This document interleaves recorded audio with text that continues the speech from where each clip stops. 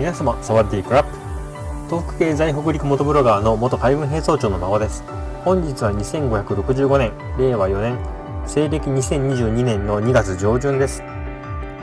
最近お忙しいと思うのですが、元中尉さんはヘリ整備部隊の将校だったんですから、何か整備動画を出されてもいいのになとリクエストです。私を含め皆様お待ちしていると思います。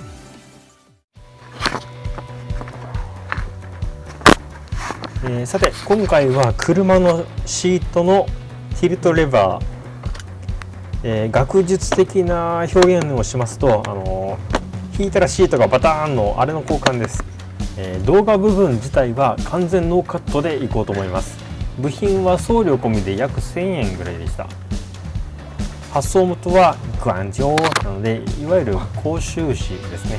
保安庁とか呼ばれたりしますけど、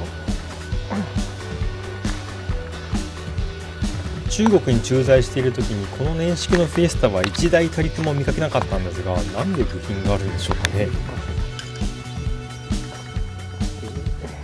このレバーは2つの爪でシートにはまっています。英語だとタン、下、ベロですね。こういう表現になるみたいです。マイナスドライバーとかでこういう風に差し込んで押すと、爪が引っ込んでレバーを引っこ抜くことができます。英語の下よりも日本語の爪って表現の方が正確だと思うんですけどね。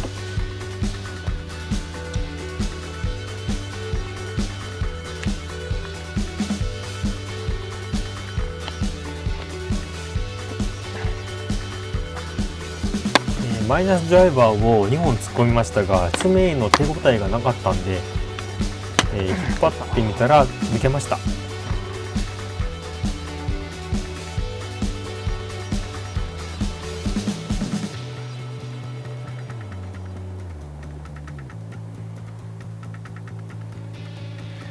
爪が折れてるのか。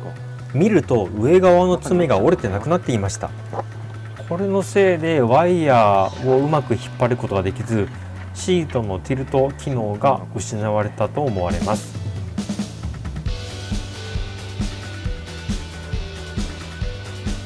左手に持っているのが古いやつ、右手に持っているのが新品です。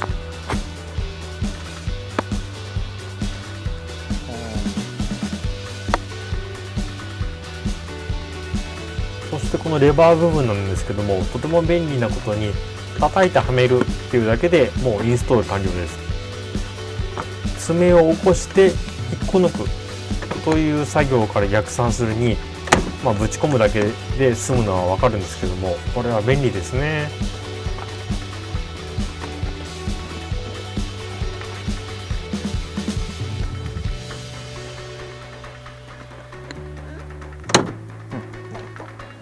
地味だったよ。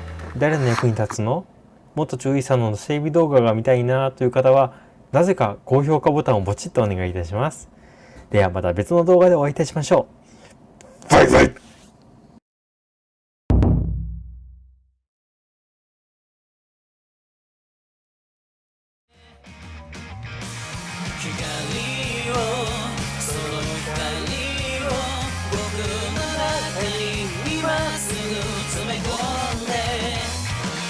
君の前を遮る汚れた闇を切り裂く剣になるよ。